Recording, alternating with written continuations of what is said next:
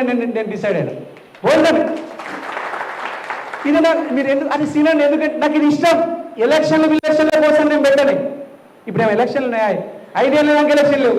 అరే 1,00,000 కోట్లు ఉన్న కేసీఆర్ బిడ్డ కవిత గారి నిజామాబాద్లో అన్నదానం బంద్ చేసింది ఆమె ఓడిపోమని. వాళ్ళ ముందట మనం ఎంతని వాళ్ళు అన్ని అక్రమ సంపాదనలు ధరణిలా కాళేశ్వరంలా లక్షల కోట్లు వేసుకున్నారు. మన కష్టపడి చెమటోడ్చి సంపాదించినటువంటి పైసలు అన్నదానం మనం ఎప్పుడు ఆపలే. మన ఆఫీస్కి వచ్చిన వాళ్ళని ఎప్పుడు కూడా ఖాళీ చేతులతో పంపించలే. జోగురామన్ ఆఫీస్కి బతుకమ్మ మైళ్ళు వచ్చినా కాముడు పుల్లం మైళ్ళు వచ్చినా పొద్దుగాల నుంచి రాత్రి రాకుండా పెట్టి ఖాళీ చేతులతో పంపిస్తాడు. అడగండి, చూడండి, అక్కడ జరిగిందంతా మీకు తెలుసు. పాయల్ శంకర్ ఆఫీస్లో ఏం జరుగుతుందని నేను ఒకటే చెప్తా. వచ్చిన వాళ్ళందరికీ బుక్కెడు బువ్వలు ఇచ్చి ఎంత వీలైతే అంత కొంచెం డబ్బులు ఇచ్చి పంపండి, మర్యాద చేసి పంపండి, అబద్ధాలు ఆడద్దు. పాయల్ శంకర్ ఎట్లా బదిలేడు? ఒక గణేష్ మండపకు పోగుడు పోయి ఆ రాసుకోరా 25,000 అయ్యో మళ్ళీ అడిగితే అవునా కాదా? గణేష్ మండపాల దగ్గర శారదాదేవి దగ్గరకు పోవాలి, రాసుకో 25,000. ఇక శంకరాన్ని 25,000 నిజంగానే ఇస్తాడేమో అని వీడు ఫోన్లు కొట్టి నీ డేటా అంతా పోతుంది అని చెప్పులన్నీ 2 జతల చెప్పులు అడిగిపోతాయి తప్ప నీకు 25,000 కాదుగా, నీకు 22 కొత్తలు దొరికాయి. మళ్ళీ పాయల్ శంకర్ దగ్గర దొరుకుతాయా? బయటకి పైన చూస్తే మళ్ళా పాయల్ శంకర్ 25,000 15,000 చందా ఉంటుంది. అవి ఎన్ని ఏళ్ళకైనా అసలు పాత బాకి గుర్తుపెట్టుకోండి. మీకు అర్థమైందా?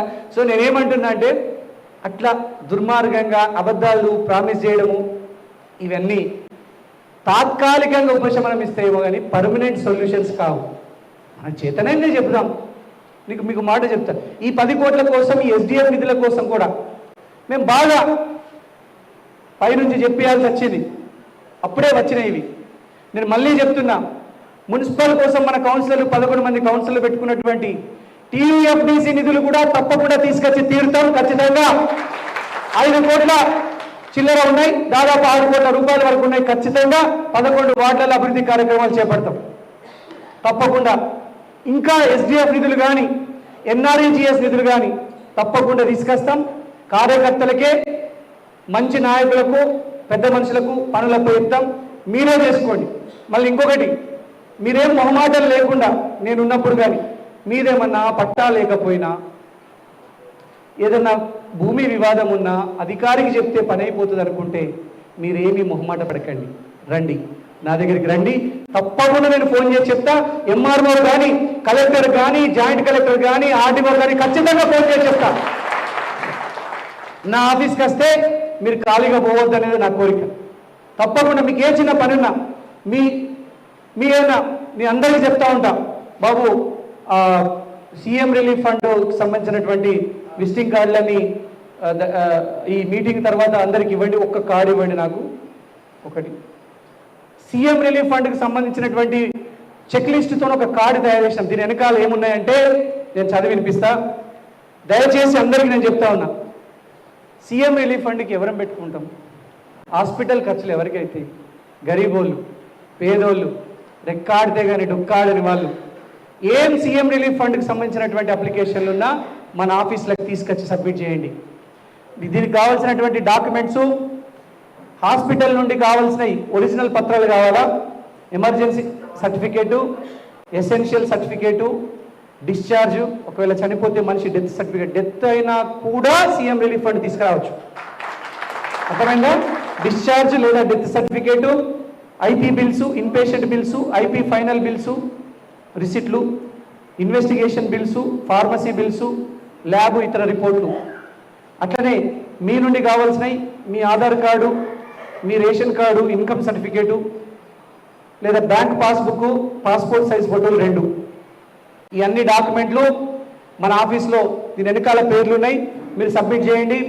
స్వామి యాదవ్ గారు పాపం వాళ్ళ తండ్రి గారికి ఆరోగ్యం బాగాలేదు, జైనత్ పిడుగు స్వామి యాదవ్ గారు వారు ఉంటారు. అభి ఉంటాడు, అభి పద్మశాలి పిల్లగాడు. ఆ తర్వాత అమోల్, ఆ తర్వాత సుధాకర్ థాకరే. ఈ 4 పిల్లలు ఉంటారు. సుధాకర్ థాకరే చూసిండ్రా? నా దగ్గర నలుగురు 4 కులాల పిల్లలు ఉన్నారు. నాకు కులం ఫీలింగ్ ఉండదు. ఒకసారి 2 సార్లు అమెరికాకు పోయినామంటే కులం బిలం అంది ఏ మీరు పడేది. పిడుగు స్వామి యాదవ్ యాదవుల బిడ్డ, అభి పద్మశాలి బిడ్డ, అమోల్ మున్నూరుకా బిడ్డ, సుధాకర్ ఠాక్రే మరాఠా బిడ్డ. నాకు కులం ఫీలింగ్ ఉండదు. నా పనంతా నడిపించేది వీళ్ళే. మా కయ్యూ మామ మైనారిటీ. నీకు ఒక్కడే చెప్తున్నా, నేను అన్ని కులాలని అన్ని మతాలని కలుపుకపోయిన వాడే అసలైన నాయకుడు. కులం పిచ్చి కులం గడిచి ఉన్నోడు కూడా నాయకుడు కానేలేదు. మీరు పవన్ కళ్యాణ్ గారిని చూడండి.